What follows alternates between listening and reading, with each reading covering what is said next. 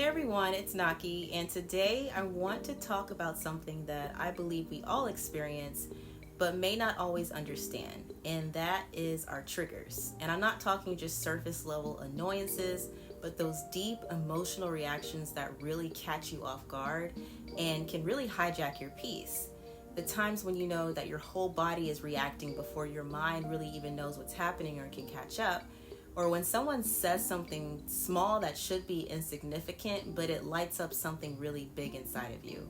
That's a trigger. And the truth is that our triggers aren't random, and they're not just emotional inconveniences.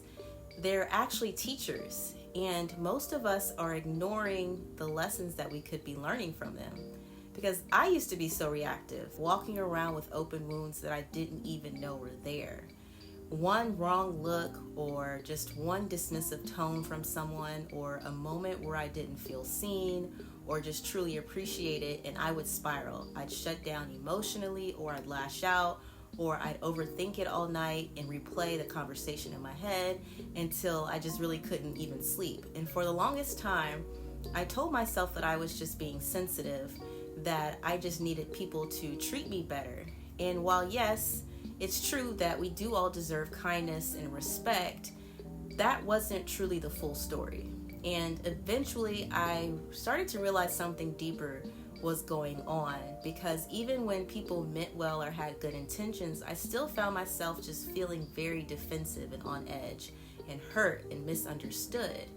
And the turning point came for me when I started to notice patterns.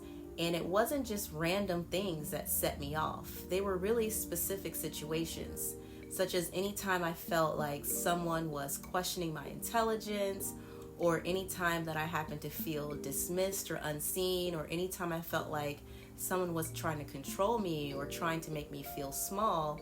Those were the moments that really lit that fire inside of me. And I realized it was happening over and over again. So I had to ask myself, why does this keep happening? And why do I keep reacting like this? Because I wasn't just reacting to that present moment. I was actually responding to years of unhealed pain. And those moments that I was experiencing were bringing up old stories and old wounds and old parts of me that just didn't truly feel safe. And that's when I really learned the real truth, that triggers are mirrors and they reflect back to us the pieces inside that still need healing. So when you get triggered, it's not really just about what's happening right then and there in that moment. It's about what that moment represents as a whole, because it might be touching the part of you that didn't feel good enough growing up, or maybe the part of you that had to earn love by being perfect, or the part of you that was even silenced and never allowed to speak up. So now, even gentle feedback from others can sometimes feel like an attack. And for me, a lot of my triggers came back to my identity and my competence. I didn't feel rooted in who I was, and I didn't always trust that I was good enough. So anytime that I felt those things were being challenged, even just subtly, I would just go into full defense mode. But the thing is, I was actually just defending a version of me that I didn't even believe in yet. I really hadn't done the inner work at that point to really know and trust myself. So my triggers kept showing me where I was still insecure, still unsure of myself, and still healing. And once I realized this, everything started to change for me, but not because I became perfect or I stopped getting triggered. I still do get triggered because I'm human. But now I know that it's not the end of the world. It's actually a signal. And this is what I started doing that really helped me. I first got clear on who I was. I asked myself, what do I value? What do I believe about myself? And I stopped outsourcing my self-worth to how other people responded to me. And that in and of itself started to give me so much more peace, because when you're solid in who you are, you're not easily shaken by someone else's opinion. Second, I traced the feeling back to its origin. When I got triggered, I didn't just blame the other person that I was with. I sat with that emotion and asked myself, where have I felt this before?